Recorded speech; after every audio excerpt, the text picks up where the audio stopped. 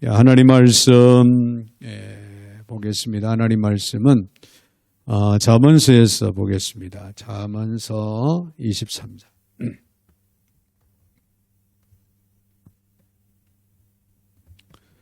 잠언서 23장 22절부터 26절까지 제가 받들어 봉독에 올리겠습니다. 너를 낳은 아비에게 청종하고 내 늙은 어미를 경히 여기지 말지니라. 진리를 사되 팔지는 말며 지혜와 훈계와 명철도 그리할지니라. 의인의 아비는 크게 즐거울 것이요 지혜로운 자식을 낳은 자는 그로 말미암아 즐거울 것이니라. 내 부모를 즐겁게 하며 너를 낳은 어미를 기쁘게 하라. 내 아들아 내 마음을 내게 주며 내 눈으로 내 길을 즐거워할지어다. 아멘. 26절까지 제가 받들어 봉독에 올렸습니다. 거룩하신 하나님, 감사와 영광과 찬양을 올려드립니다. 오늘도 복되어 거룩한 날, 주님의 날, 주 앞에 나와 엎드려 경배와 찬양 올리며 또 이 시간 말씀 앞에 설 수 있는 은혜 주시니 참으로 감사를 드립니다.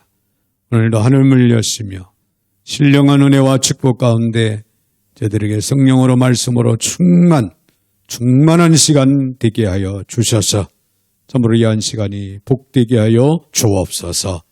오늘도 부족한 종의 입술을 주관하시고 사용하시되 우리 하나님 홀로 영광을 받아 주옵소서.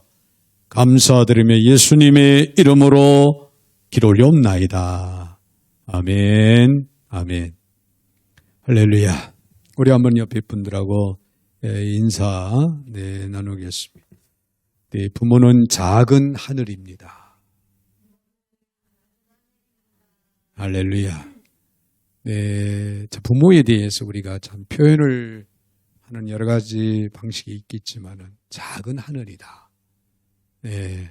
부모님의 그 은혜, 그 사랑 넓고 깊고 길지 않을까.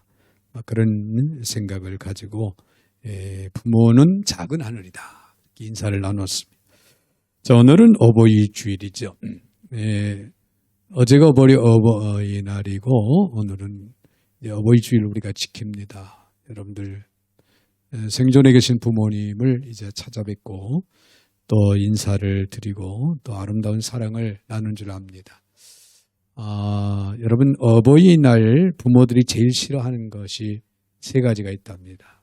그게 여러분 뭔지 아십니까? 첫째는 책이랍니다. 눈이 침침한데 책을 보라고 책을 선물로 하면 부모님은 싫어하신대. 두 번째는 케이크랍니다. 케이크. 아이들이 좋아하는 게 케이크죠. 부모님들은 뭐 한 입은 좀 드실지 몰라도 그렇게 케이크를 좋아하지 않는답니다. 세 번째는 꽃다발이래요. 참 많은 사람들이 꽃은 좋아하지만은 이 꽃은 일주일 또 일주일 조금 지나면 한 열흘 그러면 시들어서 사라지죠.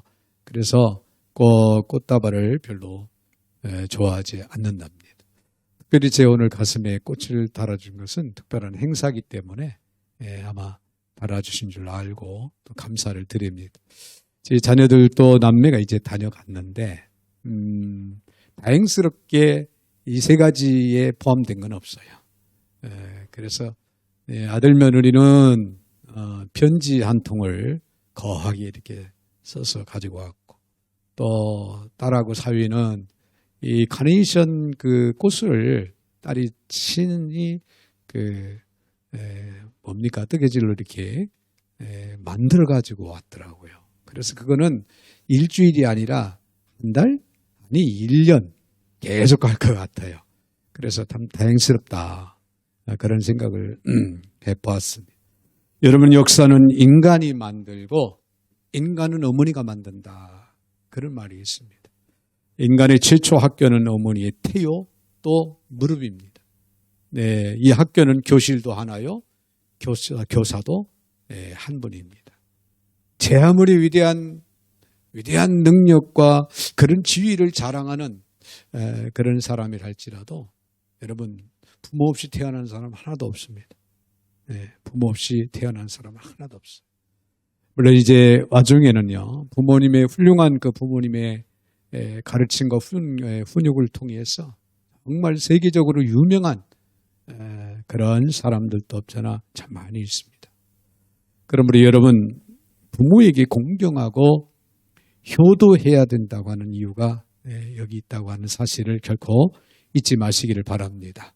어버이날 하면은 나를 낳아주시고 길러주신 부모님의 그 은혜에 대해서 회상을 하면서 아울러 부모에게 효를 어떻게 할 것인지 새롭게 마음을 다짐하고 고백할 수 있는 그런 날, 그런 시간이 아닌가 그렇게 생각이 되어집니다. 그렇다면 오늘 특별히 오늘 본문의 말씀을 통해서 이 부모 공경에 대해서 좀 더 깊이 생각을 해보고자 합니다. 공경의 성경적인 의미는요, 무겁다라고 하는 그런 의미가 담겨져 있습니다. 무겁다고 해서 짐으로 여긴다 그런 뜻이 아니고요. 여기서 무겁다고 하는 의미는 부모를 무겁게 여긴다는 의미로서 부모를 귀중히 여기라. 부모를 귀중히 여기고 또 부모를 자기보다 더 높게 날마다 평가를 해야 된다라고 하는 그런 깊은 뜻을 담고 있다고 하는 사실을 우리가 기억을 할 수가 있습니다. 여러분, 오늘 우리가 서두에 부모를 작은 하늘이라고 그러는데 여러분 부모님은 작은 하늘입니다. 하나님 없이는 아무것도 창조될 수가 없어요. 창조된 것도 없고 아무것도 창조될 수도 없는 거예요. 하나님이 창조주가 되십니다. 할렐루야. 그와 마찬가지로 여러분 부모 없이는 그 누구도 세상에 태어날 사람이 없어요. 다 부모를 통해서 이 세상에 태어난다는 거예요. 잘났든 못났든 모든 사람들이 다 그렇습니다. 그러므로 우리는 부모를 공경해야 된다. 여러분 우리가 부모를 공경하는 것은 더 나아가서 하나님을 경외하고 하나님을 공경하는 길이 됩니다. 그러기에 우리는 더없이 부모님을 공경하는 그런 삶을 살아야 된다. 자, 그런데 여러분 현대인들에게 부모 공경이라고 하는 말은요 이미 사라진 지 오래가 아닌가 그런 생각이 듭니다. 옛날 농경사회에서나 공경의 대상이었던 노인들 이제는 무기력하고 능력 없는 보호의 대상으로 바뀌어가고 있다는 사실이죠. 전통사회에서 부모가 가정에서는 보호자였어요. 철저한 보호자였죠. 그리고 동네에서는 어르신이었어요. 그리고 사회에서는 지도자로서 풍부한 경륜을 바탕으로 후대의 전통을 전수하는 일을 강화시켜 왔다고 하는 사실을 우리는 분명히 기억을 할 수가 있습니다. 그런데 산업사회가 도래함에 따라서 생산의 효율성을 중시하는 이 산업사회에서 느린 노인 부모들은요 더 이상의 인력으로서 활용 기회마저 잃어버리는 부모로서의 위엄도 사라지게 되는 부모들의 설 자리가 점점 좁아지고 또 사라지고 있는 그런 현상, 그런 모습을 우리가 보면서 안타까움을 생각하지 않을 수가 없습니다. 자, 그런가 하면은요, 자녀가 어릴 때는 부모의 경제력이 자녀의 성적을 좌우한다지만은 자녀가 장성하면은 그 부모의 경제력이요, 효도의 잣대가 되고 있다고 하는 참 요즘 세태의 현상이 아닌가 그렇게 생각을 봅니다. 얼마 전 여러 나라의 부모와 성장한 자녀 관계를 조사한 내용을 보면요, 부모가 경제력이 있어야 자녀가 자주 찾아온다는 거예요. 경제력이 있을 때 자녀들은 자주 찾아오는 그런 현상이 특별히 우리나라에서 가장 두드러지게 나타났다고 하는 그런 얘기예요. 여러분, 우스운 이야기로 부모가 재산은 있는데 병원에 계실 때요, 그만 돌아가실 때도 되지 않았습니까? 자녀들이 하는 말이 그렇답니다. 네, 사실만큼 사시지 않았나요? 왜 그러냐면요, 부모님이 병원에 누워 계시면은 1년이면 1억이 나간다는 거예요. 그러면은 만약에 7억 재산에 1년 지나니까 물려받을 유산이 1억이 사라져버려 6억밖에 없어요. 또 1년을 또 누워 계신다고 하면 또 1억이 또 사라질 걸 생각하니까 이제 그만 돌아가실 때도 되지 않았느냐. 자녀들은 뒤에서 그런다는 거예요. 네. 그런데 역으로 부모가 연금이 많이 나오는 그런 가정에서는 자녀가 이제 부모가 치매가 걸려서 병원에 입원해 계세요. 그럼 그 연금이 다 누구 겁니까? 다 자녀들 거 아닙니까? 치매 걸린 부모님이 그 연금을 좌지우지 할 이유가 없죠.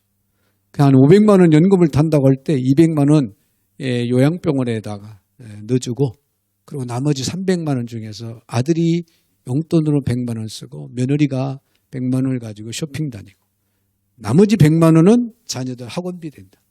300만 원은 그냥 부모님 연금 때문에. 어느 날 부모님이 위독하시다고 병원에서 연락 오면은 허겁지겁 뛰어가면서 어머니 돌아가시면 안 됩니다. 그런답니다. 왜요? 돌아가시면은 그 300만 원이 다 날아가잖아요. 자, 경제적으로 어려운 부모일수록 자녀가 외면하는 일이 많다고 하는 결과는 슬픈 우리 현실이에요. 네. 그러나 여러분, 우리 신앙인들은 경제적으로 어려워도 부모님을 공경해야 된다는 사실을 결코 잊지 마시기를 바랍니다. 세상이 타락하고 세상이 악해도 우리는 달라야 됩니다. 우리 예수 믿는 우리 그리스도인들은 달라야 된다. 그런 얘기예요. 왜 그렇습니까? 그것은 하나님의 명령이기 때문에 그렇습니다. 10계명 중에 사람에 대한 계명의 첫 번째 계명인 제5계명에서 제일 먼저 뭐라고 합니까? 부모를 공경하라. 할렐루야. 이것이 첫 번째 되는 계명이라고 우리 하나님께서 명령을 하십니다. 출애굽기 20장 12절에 보니까 내 부모를 공경하라. 그리하면 내 하나님 여호와가 내게 준 땅에 내 생명이 길리라. 할렐루야. 자, 이처럼 부모 공경에 대한 계명은 다른 계명과 달리 무엇을 하라는 거예요. 하라는 적극적인 하나님의 명령으로 주어지고 있다는 거 우리는 잊지 마시길 바랍니다. 그러므로 하나님을 믿는 우리 백성들은 다른 어떤 사람들보다도 부모 공경에 힘써야 된다고 하는 사실. 자, 그렇다면은 부모 공경에 있어서 우리가 꼭 기억해야 할 부분이 무엇인가? 오늘 본문을 통해서 우리가 생각을 해볼 때요. 먼저는 부모님 말씀에 청종하는 것이 부모 공경에 있어서 매우 중요한 부분이다. 오늘 22절에 보면 너를 낳은 아비에게 어떻게 하라? 청종하고. 할렐루야. 청종하라. 너 낳은 아비. 너 낳은이라고 하는 것은 부모의 명령에 순종해야 할 근본적인 이유를 제시하고 있습니다. 누가 부모님이 우리를 낳아주셨다. 할렐루야. 그러므로 우리는 당연히 부모님을 어떻게 하라? 청종하라. 할렐루야. 생명을 부모로부터 얻어 이 세상에 존재하게 되었다고 하는 가장 근본적인 이유입니다. 또 청종하고 이 말씀은요. 부모의 모든 말을 듣고 순종하라. 특히 부모가 전하는 지혜, 즉 하나님의 말씀에 대해서 우리는 순종하는 삶을 살아야 된다라고 하는 가르침입니다. 즉 오늘 이 말씀은요. 부모님의 가르침, 부모님의 명하심, 또 부모님의 교훈에 우리는 순종하고 지도를 받으라고 하는 그런 귀한 말씀인 줄 압니다. 어쩌면 현실성이 없는 듯 그렇게 보이는 그런 말씀이 아닌가 그렇게 생각이 될지 모릅니다. 누구나 어른이 되기 전에는요. 참 부모님께 순종하는 것은 당연하게 생각을 합니다. 그렇죠? 어린아이들 자라는 아이들은 부모에게 당연히 순종해야 된다. 그렇게 생각을 해요. 그러나 머리가 커지고 점점 생각과 판단이 깊어지면은 나이 든 부모님께 순종하는 것을 당연하게 생각하지 않는다는 거예요. 당연하게 생각하지 않는다는 거예요. 자, 현 시대의 우리나라만 해도요. 예전에 50년대, 60년대, 70년대는 어땠습니까? 부모 말이라면 그냥 법이지요, 법. 당연한 거죠. 근데 요즘에는 그렇지 않아요. 이제 성인이 되면은 부모님 없이도 자기 스스로가 판단하고 결정하고 이 일을 추진할 수 있는 그런 권한이 있다. 뭐 이래가지고 자기 마음대로. 부모의 생각은 아랑곳하지 않고 내 불순종하는 이런 예가 너무나도 많다는 거예요. 오히려 부모님을 시대에 뒤떨어진 세대로 간주하고 업신여기는 이런 현상까지 일어나는 그런 모습들을 우리가 보며 안타까워하지 않을 수가 없습니다. 그래서 가끔 부모가 자녀들을 야단치고 꾸중하게 되면은 그 자녀는 학교에 가서 친구들에게 이렇게 말한답니다. 초등학생들은요, 네, 나 오늘 우리 엄마한테 혼났어. 그렇게 말한대. 그런데 중학생이 되면은 중학생들은 나 오늘 우리 엄마랑 싸웠다. 그렇게 얘기한다. 근데 고등학생이 되면은 네, 이제 뭐라고 하냐면은 나 오늘 우리 엄마에게 큰 소리 쳤다. 한마디로 우리 엄마를 혼내줬다는 거예요. 그러면서 도무지 말이 통하지 않다. 말이 통하지 않는다는 거예요. 몸이 자라고 나이 들어 점점 어른이 되어 갈수록 부모를 향한 순종의 마음이 커지는 것이 아니라 부모를 무시하고 업신여기고 불순종하는 버릇없는 자녀들이 되어가고 있는 그런 안타까운 모습들을 우리는 보게 된다. 그런 얘기예요. 가정 안의 순종, 예, 순종이 점점 사라지고 있습니다. 여러분, 부모에게 순종하되 우리는 주 안에서 순종해야 될 줄로 믿습니다. 이 말은 부모들이요, 주님의 인도를 잘 받아야 한다는 내용을 내포하고 있습니다. 자녀는 부모에게 죽게 하듯 섬기고 따라야 합니다. 왜냐하면 하나님이 가정을 이루셨기 때문에 그렇습니다. 그리고 아까도 말씀드렸지만은 부모 공경은 되어 하나님의 명령이에요. 명령. 자, 아몬서 30장 17절에 아비를 조롱하며 어미 순종하기를 싫어하는 자의 눈은 골짜기의 까마귀에게 쪼이고 독수리 새끼에게 먹히리라. 즉 순종치 않는 자는 죽임을 당할 것이라고 그렇게 기록하고 있어요. 그만큼 부모에게 순종하는 것은 하나님의 뜻이라는 거예요. 하나님의 뜻. 순종하되 주 안에서 끝까지. 할렐루야. 끝까지입니다. 부모님이 돌아가시는 그날까지 부모님의 말씀에 가르침에 순종하는 자세, 순종하는 삶 매우 중요한 거예요. 그리고 백발 앞에 머리를 숙이는 것이 마땅하다고 성경은 가르치고 있습니다. 부모의 장수를 감사하시고 부모의 사랑과 경험에서 얻은 그 교훈을 정종하는 것이 바로 지혜로운 성도의 태도라라고 하는 사실을 잊지 마시기를 바랍니다. 그런가 하면 떠나가서는 부모님을 경히 여기지 말라 그랬어요. 경히 여기지 말라. 자, 22절에 하반절에 그렇게 기록하고 있잖아요. 내 늙은 어미를 경히 여기지 말지니라. 할렐루야. 여기서 경히 여기지 말라 이 말은요. 경멸하다, 멸시하다의 의미로 내 어머니가 늙었을 때 멸시하지 마라 그런 얘기예요.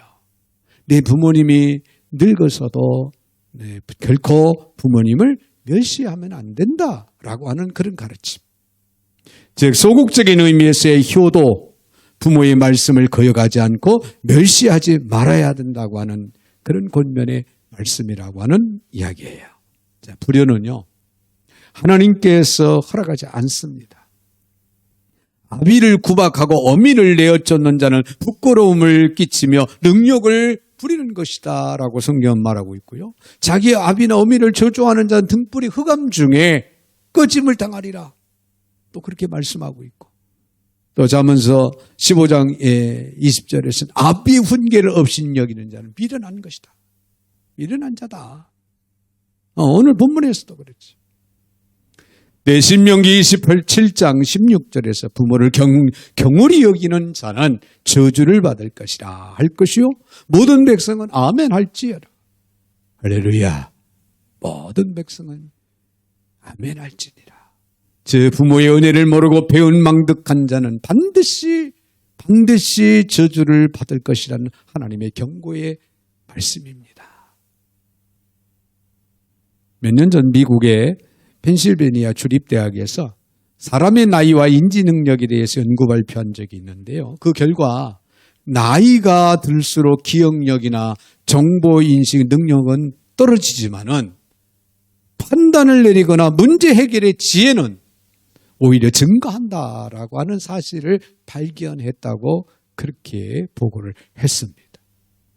하나님의 말씀을 과학적으로 증명한 그런 좋은 자료가 아닌가 그렇게 생각이 되어집니다. 욥기서 12장 12절에 늙은 자에게 지혜가 있고 장수하는 자에게 명철이 있느니라. 할렐루야. 성경은 인생의 말년을 슬기와 경험의 생으로 표현하고 있습니다. 특히 기도하며 살아오신 부모님들에게는 여러분 영적인 통찰력이 있다는 사실을 결코 잊지 마시길 바랍니다. 기도하며 많은 영적인 체험을 통해서 얻어진 그 통찰력, 시대 상황적으로 주님 오실 일 가까운 이때에 악의 영들이 손길자를 두루 찾고 있는 이 시대에 영적인 통찰력이 매우 중요한데 이제 나이 많은 부모들에게는 그동안에 기도하며 영역을 길러온 부모들에게는 이런 영적인 통찰력이 있다는 것 여러분들 결코 잊지 마시기 바랍니다. 이 지혜에 우리는 순종하고 이 교훈을 공경하는 것은 효의 기본이라는 것. 부모님을 경히 여기지 말고 공경해야 할 이유가 바로 여기 있는 거예요. 더 나아가서 한 가지 더 기억을 해야 될 것은 부모의 마음을 기쁘게 해드려야 된다는 것. 자, 오늘 25절에 있는 말씀을 보니까 네 부모를 즐겁게 하며 너 낳은 어미를 어떻게 하라? 기쁘게 하라. 할렐루야. 할렐루야. 자, 비단 옷이 아니면 몸이 덥지 아니하고 고기가 아니면 배부르지 않으시니 좋은 옷, 좋은 음식을 드시게 하고 육신을 평안하게 해드려야 한다. 할렐루야. 참 저는 지금까지 마음에 걸리는 게 하나 있어요. 네. 저희 어머니보다도 저희 어머니한테는 제가 할 말이 없습니다. 네, 저희 장모님이 살아생전에 저희 교회를 이제 출석하실 때였는데, 제 한 사람이 밍크 옷을 선물을 받았어요. 이거를 선물을 받았기 때문에 안 입을 수도 없잖아요. 근데 입을 수밖에 없잖아요. 근데 그 옷을 입었는데 장모님이 그 옷 입은 걸 보고 나도 그 밍크 옷 입을 줄 안다. 이게 마음에 와서 확 배기는데, 그래요. 장모님도 밍크 옷을 좋아하신다는 얘기거든요. 나도 한번 입어보자는 그런 뜻도 담겨져 있겠죠. 그러면은 당연히 그 소리를 듣고 장모님 밍크 옷을 한번 사드렸어야 되는데 형편이 안 되니까 사드리지 못하고 그냥 지나왔어. 이제 돌아가시고 나니까 그 마음이 걸리는 거예요. 정말 빚을 내서라도 밍크 옷을 사드렸더라고. 얼마나 좋아하시고 기뻐하시고 그 얼마나 자랑 삼아 그렇게 사셨을 생각을 해보니까 그걸 못한 게 후회스러워요. 여러분, 그런 말이 있습니다. 육신을 평안하게 하는 것은 물질 문제예요. 물질 문제. 물질로 도와드리면 육신을 평안하게 해드려요. 그런데 마음을 기쁘게 하는 것은 정신적인 문제예요. 정신적인 문제. 돈이 없더라도 사실은 그래요. 예, 말 한마디 참 중요한 것. 예, 말 한마디라도 평안하게 기쁘게 해드릴 수 있는 이런 생활, 이런 모습이 부모님 공경에 있어서 매우 필요하다. 마음을 평안하게 해드리는 것은 어떤 물질적인 것보다 더 중요하겠죠. 작은 일에서부터 신경을 써서 마음을 편안하게 기쁘게 해드리는 삶 매우 중요합니다. 예를 든다면 그렇습니다. 여러분, 대답을 잘하고 말씀을 잘 들어드리는 거 사실 정신적으로 부모님의 마음을 평안하게 해드리는 거예요. 대답만 잘해도 부모 공경에 있어서 아주 유효한, 아주 중요한 역할을 하는 겁니다. 그리고 특별히 부모님들의 궁금증, 이 시대에 여러분 얼마나 부모님들이 궁금한 게 많겠어요. 옛날 세대에 살아오면서 배우고 익힌 거, 왜 현 시대의 이것을 따라잡으려고 이게 안 되거든요. 궁금한 점이 얼마나 많이 자상하게 알려드리고 설명해드리는 거. 이거 효도한 길입니다. 고향의 음식을 해드리는 거. 네, 제가 콩나물 무침, 콩나물국 참 좋아해요. 제 한 사람이 그 옛날 시골에서 먹던 그 음식이 생각이 나서 그렇게 좋아하냐고. 그러면서 그 비싸지도 않는 콩나물이 그렇게 맛있냐고 가끔 이야기를 하는데, 참 고향에 옛날 먹던 음식들을 나이 들수록 생각이 좀 오르는 것은 정말 틀림이 없는 것 같아요. 부모님에게 고향 음식을 해드리는 것, 그리고 친구를 자주 만나게 해드리는 것, 뭐 등을 자주 긁어드리고, 손발톱을 이제 연세가 들수록 눈이 침침해서 할 수 없으니까 손발톱을 깎아드리는 것도 여러분 부모에게 효도하는 겁니다. 네, 그런 얘기했어요. 치매 어머니를 위해서. 치매가 걸린 분들은 옛날 것은 잘 기억을 하신다잖아요. 그래서 치매 걸린 어머니가 50대가 된 아들, 옛날 고등학교 때 이야기를 자주 하고, 고등학교 때 이야기를 떠올리고, 그 고등학교 때 아들을 기다리는 그런 모습을 보고는 그 50대 아들이 어머니 앞에서 옛날 고등학교 교복을 구입해서 입고, 그리고 머리도 삭발했답니다. 어머니의 마음을 조금이라도 편하게 해드리고 기쁘게 해드리기 위해서 그랬다는 거예요. 생로병사에서 본 기억이 나는데 이런 일도 있었어요. 어머니가 치매에 걸렸다는 소식을 외국에 나가서 살던 자녀가 외국 생활을 접고 고향으로 돌아왔어요. 그래서 정말 부모님을 위해서, 어머니를 위해서 이 치매에 좋다고 하는 노란 색깔, 그 꽃들을 주변에 많이 심었다. 그리고 담장도 이제 노란 페인트로 그냥 칠했다. 어떻게든지 치매에 조금이라도 도움이 돼서 어머니가 좀 편하게 하기 위해서. 외국 생활을 접고 고향으로 돌아왔다. 누구를 위해서? 부모님을 위해서. 자, 그런 말을 제가 들으면서 얼마나 마음이 찡하던지. 여러분, 부모님의 기쁨은요, 우리 영의 사람들이기 때문에 자녀들을 향한 부모님의 그 마음의 기쁨은 뭔지 압니까? 자녀가 의롭게 살아가는 모습이에요. 의롭게 살아가는 모습을 보고 내 부모님은 기뻐하십니다. 오늘 24절에 있는 말씀을 보면 의인의 아비는 크게 즐거울 것이요. 할렐루야. 크게 즐거워한다. 내 자녀들이 신앙생활 잘하면은 영적으로 하나님 앞에 헌신하고 충성된 삶을 살아가는 그런 모습을 볼 때 부모는 한량없이 기쁘다는 거예요. 한량없이 기쁘다. 이스라엘에서 부모는요, 가정에서 자녀들에게 하나님의 권위를 대리하는 자로 자녀들에게 하나님의 말씀을 철저하게 가르치고 전수하는 그런 역할을 했다고 하고, 지금도 그렇게 하고 있다는 거예요. 유태인들 특별히. 당연히 부모님들의 기쁨은 뭘까요? 자녀가 자신들의 그 가르쳐준 하나님의 그 말씀대로 바르게 살아갈 때 부모는 한량없이 기쁘다. 한량없이 기쁘다. 네, 로마서 1장 17절에 오직 의인은 믿음으로 말미암아 살리라. 할렐루야. 의인은 믿음으로 말미암아 살리라. 여러분, 우리가 믿음의 생활, 신앙생활만 잘해도 부모님은 즐거워하고 기뻐하신다는 거 잊지 마시길 바랍니다. 또 부모를 기쁘게 하는 것은 24절 하반절에 지혜로운 자식을 낳은 자는 그로 말미암아 즐거워할 것이니라. 할렐루야.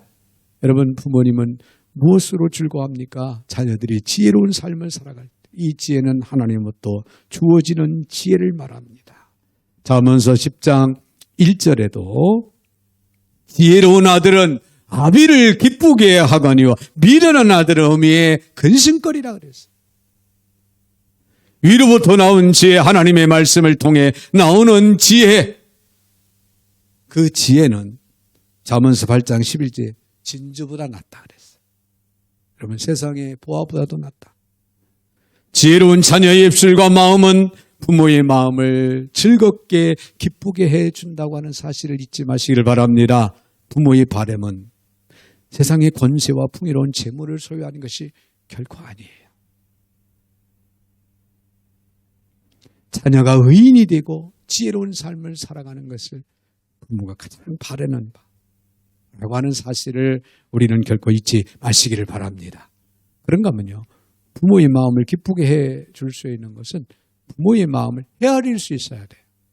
오늘 26절 마지막 절을 한번 보세요. 내 아들아, 내 마음을 내게 주며 내게 주라. 내 마음을 내게 주며 내 눈으로 내 길을 즐거워할지어다. 부모는 자식이 잘 되기만을 바라는 마음뿐이에요. 뭘 바라보겠어요? 부모가 뭘 바라보겠습니까? 자식이 잘 되기를 바라보는 거예요. 할렐루야. 어떤 심정으로? 내 마음을 내게 주라. 내가 원하는 바, 내 그 뜻 안에서 그렇게 살아가라. 바르게 살아가라. 정직하게 살아가라. 하나님의 말씀대로 살아가라. 이것이 부모님의 바람이에요. 여러분, 그러기에 자신을 깊은 산속에 고려장하러 갈 때에도 아들이 돌아갈 길을 염려하는 것이 부모의 마음. 하물며 이 세상에서 자식이 잘 되기를 얼마나 바라시겠냐. 그러기에 내 마음을 내게 다오라고 말씀하시는 것입니다. 자녀의 성공을 낙으로 삼는 부모에게 자식된 자는 그 마음을 온전히 들여 공경하는 거예요. 세월이 흘러도 변하지 않는 하나님의 사랑처럼 영원히 지켜야 할 계명은 부모를 공경하고 효도하는 것이다 라고 하는 사실을 우리는 기억을 하시길 바랍니다. 그리스도인의 효행은 신앙의 기초를 둬야 된다는 것. 영적인 삶을 바로 사는 가운데에 우리가 부모를 공경해야 됩니다. 영적인 삶 속에서 부모를 즐겁게도 해드리고 기쁘게도 해드릴 수 있는 그런 길이 된다. 부모의 마음을 행복하게 해드릴 수 있는 것, 영적인 삶의 기초가 되어야 된다. 하나님의 성령에 기초하여 부모님을 공경할 때 진정한 부모 공경인 줄로 믿습니다. 어느 수목원에서 눈길을 끄는 시를 보았는데요. 내가 나의 꽃인 것은 이 세상의 다른 꽃보다 아름다워서가 아니다. 내가 나의 꽃인 것은 이 세상 다른 꽃보다 향기로워서도 아니다. 내가 나의 꽃인 것은 내 가슴 속에 이미 피어있기 때문에 그렇다. 어머니를 사랑하는 것은 그가 다른 여인들보다 더 아름다워서가 아닙니다. 어머니를 사랑하는 것은 그가 다른 여인들보다도 더 향기로워서도 아닙니다. 그는 이미 내 가슴 속에 계신 분이기 때문에 그렇습니다. 어머니 주일 창시자 안나 자비스는요, 이 세상에서 가장 훌륭한 부모를 공경하십시오. 바로 당신의 부모입니다. 라고 하는 그런 말을 했다고 합니다. 여러분, 이 세상에서 가장 훌륭한 부모를 공경하십시오. 여러분의 가슴 속에 있는 여러분의 부모님들입니다. 할렐루야. 그리고 하신 하나님, 감사와 영광과 찬양을 올려드립니다. 오늘도 복된 날, 거룩한 날, 특별히 어버이 주일로 저희들이 지키며 주어지는 말씀을 저희들 함께 받으며 마음에 새기게 하시니 참으로 감사를 드립니다. 오늘 주신 말씀을 삶의 지표로 삼고 살아생전에 부모님을 올바로 하나님의 말씀을 따라서 바르게 공경하며 살아가는 저희들 모두가 되게 하여 주시옵소서. 예수님의 이름으로 축복하며 기도하옵나이다. 아멘. 아멘.